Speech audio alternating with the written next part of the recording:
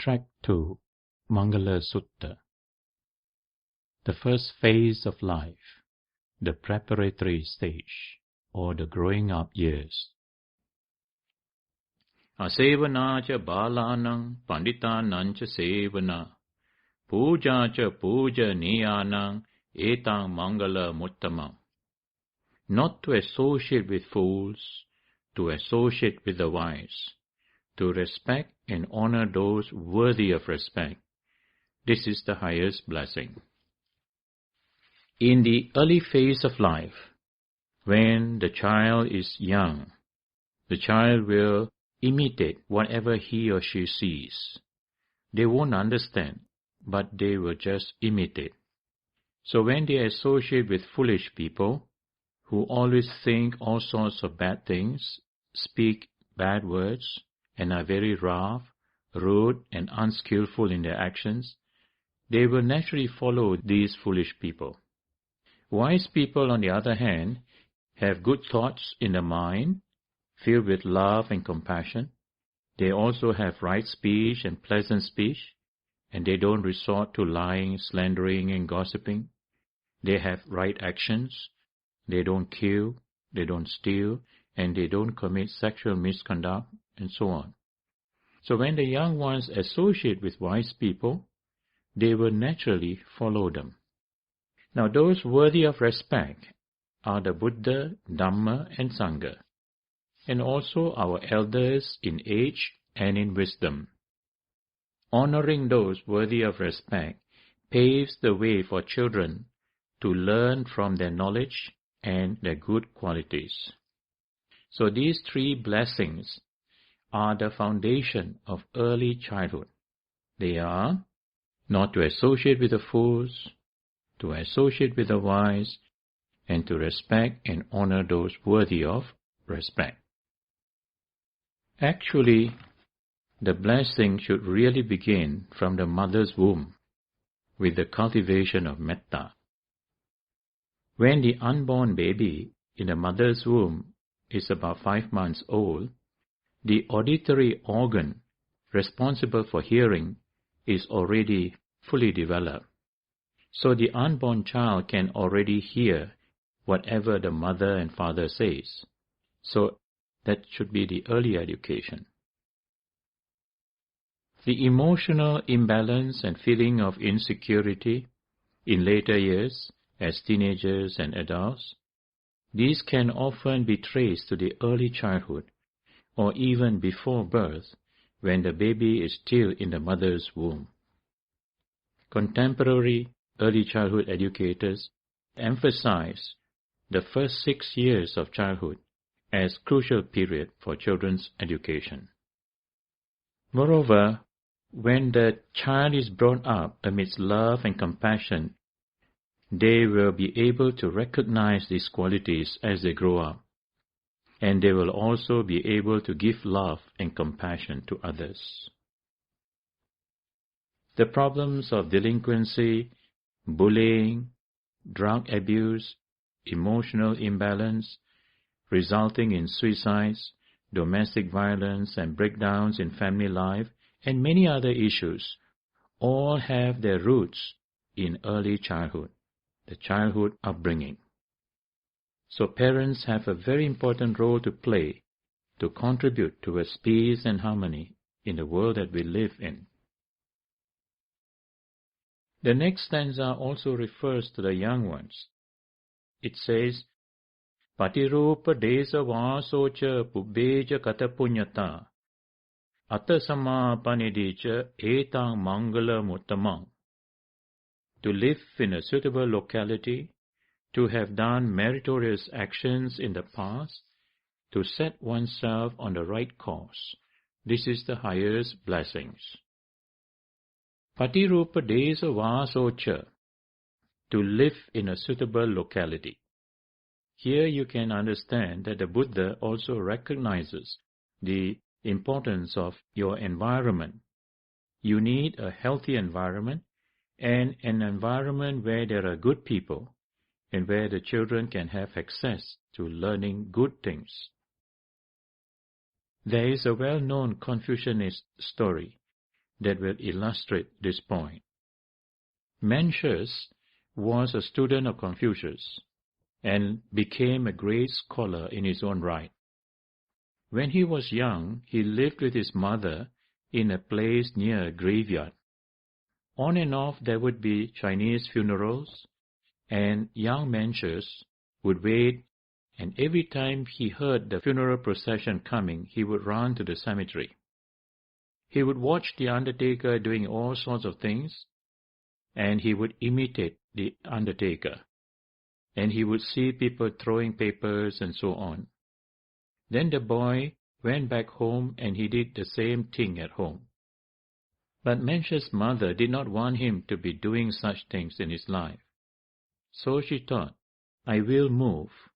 I will shift a bit further away from here so that he will not go to the graveyard. So the little boy could not go to the graveyard anymore. But this time, the city market was nearby. He would go to the market and watch all the activities of the merchants, and when he came home he imitated them, chopping meat like a butcher, pretending to haggle over prices and so on. Then his mother thought, no, this won't do. So she did not want him to grow up like that. Now his mother realized that the environment, the surrounding in which she brought up her son, were very important. Mencius' mother wanted him to study and to become a learned person. So his mother eventually moved again and stayed close to a school. It was actually a Confucianist school, and this boy would go to the school grounds, and even if he did not go into the classroom, he would just listen from outside. That was how he eventually became a great Confucianist scholar. So this is an example of how important the surrounding environment is to a child. And parents have a duty to provide the children with a suitable environment. And of course, in the Buddhist context, a suitable environment would also mean having a place where the children can go and associate with Sangha members and receive proper Dhamma education. Then the next virtue, the next blessing Buddha mentioned is Pubbheja Kata Punyata. Merits create opportunities for one's material as well as spiritual well-being. They are actions which are done with joy and happiness to benefit others.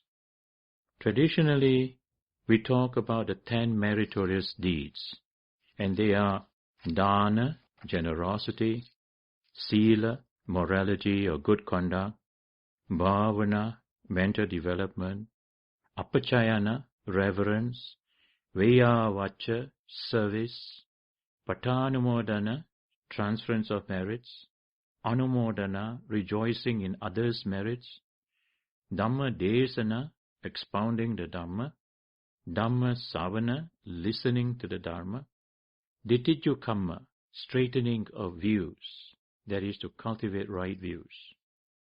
Now these are the 10 meritorious deeds. The first 3 actions, dana, sila, bhavana, they form the basis of all the other meritorious actions. A child who has performed such merits in his or her past lives will naturally be born in a lap of luxuries, or at least in a comfortable home. He or she will tend to be more cheerful and confident by nature. Meritorious action can also be inculcated during early childhood days so that by the time the child becomes a teenager and adolescent, he or she would already have acquired a storehouse of merits. Success in life does not only depend on academic achievements. There are many professional people who are successful academically, but they lead rather miserable lives. So it is very important for parents to pave the way for their children to perform acts of merits through various cultural and traditional practices during Buddhist festivals such as Vesak, New Year celebrations, and the offerings of dana to Sangha members, on Memorial Days, and so on.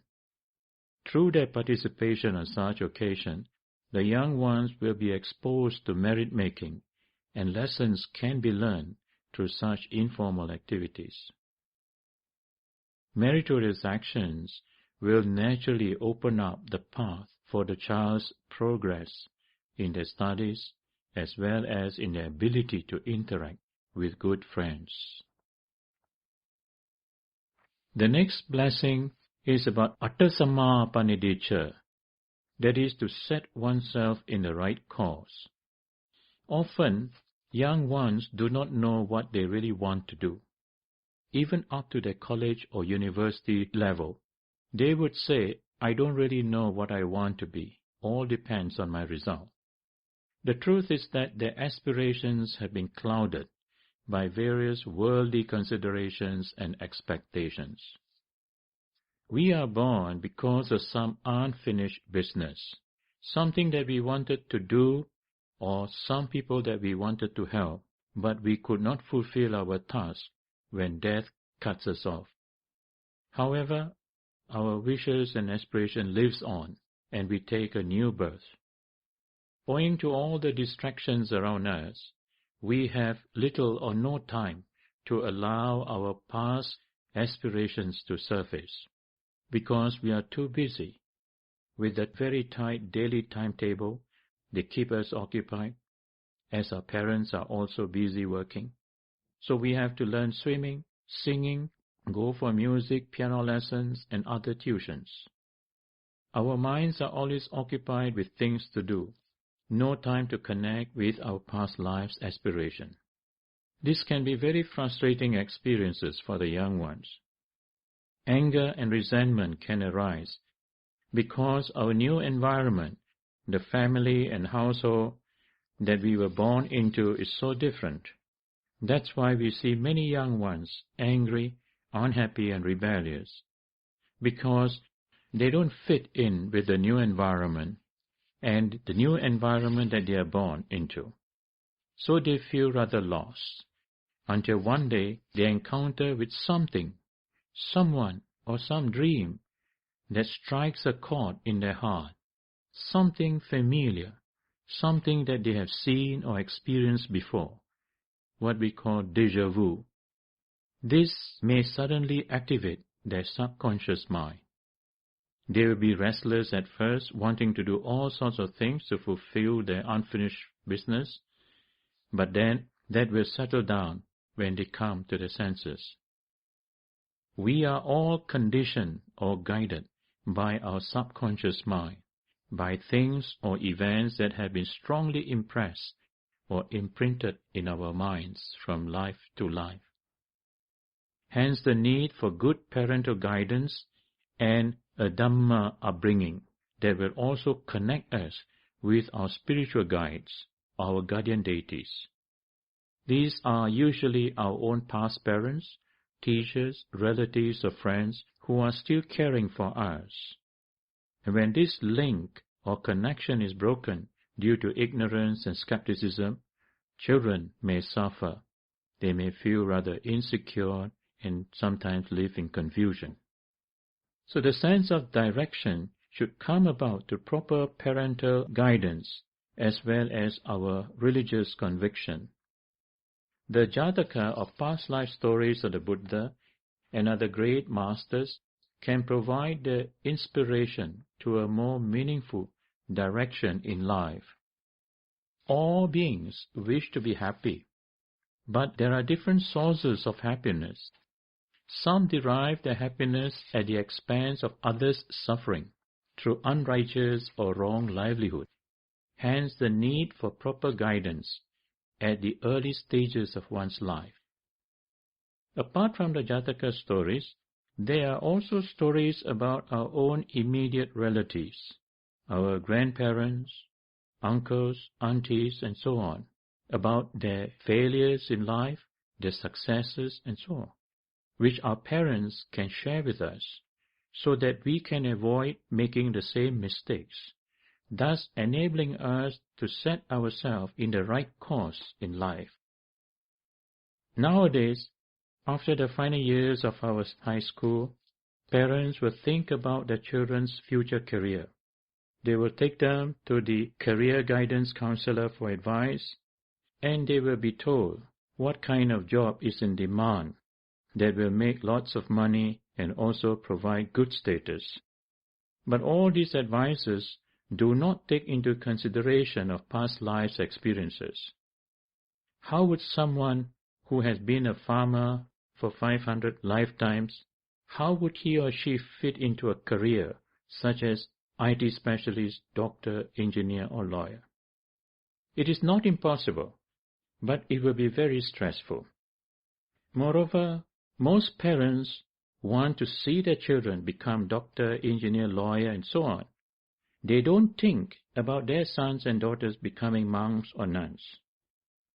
However, if they know what Buddhism is about and what the Buddha taught with regards to our real goal in life, our real purpose to gain Nibbana, to gain our ultimate liberation, then they will be better equipped to guide their children in the pursuit of a spiritual path. So a proper sense of purpose and direction in life is important so that all our efforts and energy will be directed, thus fulfilling our full potentials. The next stage in the Mangala Sutta says that once we have set ourselves in the right course, then comes the learning and discipline. Bahu sasancha sipancha vinayocha susikkito subhasitacha yavacha etang mangala muttamang. Vast learning, perfect handicraft, highly trained discipline, and pleasant speech. This is the highest blessing. Now herein lies the foundation of Buddhist education. 1. Vast knowledge of the arts and sciences and its application. 2. Well-trained discipline. And 3. Proper presentation through courteous and pleasant speech. The word education comes from the Latin word educere, which means to lead forth from the darkness of ignorance to the light of wisdom. From the Buddhist perspective, it would mean to lead forth from suffering to peace.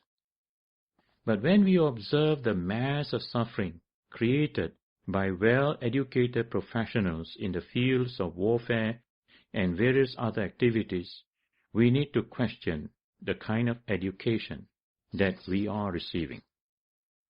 Bahu Satcha means vast learning. At the time of the Buddha, the learning of arts and sciences was mainly through listening. By listening to teachers, you gain knowledge and experience. And not only do you need to gather knowledge and information, there is also sippa, which means handicraft, that is practical skill. You have the knowledge and you must know how to apply the knowledge.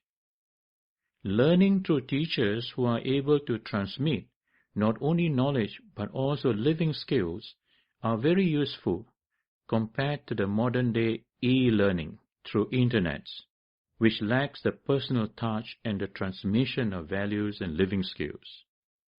Moreover, the transmission of knowledge from teacher to pupils involves wisdom and compassion on the part of the teacher, and respect, humility, and gratitude on the part of the student or listeners.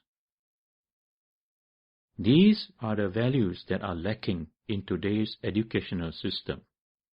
Hence the need to supplement our contemporary education system with Dhamma education through non-formal as well as informal means. During Buddhist festivals such as Vesak and other cultural activities and New Year celebrations, which promote values such as generosity, morality, through the observance of precepts or sila, and rendering of services to others, and many other wholesome qualities that enables us to develop our organizing skills and practice patience, tolerance, understanding, and so on. Our current information-based education needs to be balanced with a value-based Dhamma education, so as to ensure peace, harmony and stability within the family, the nation and the world.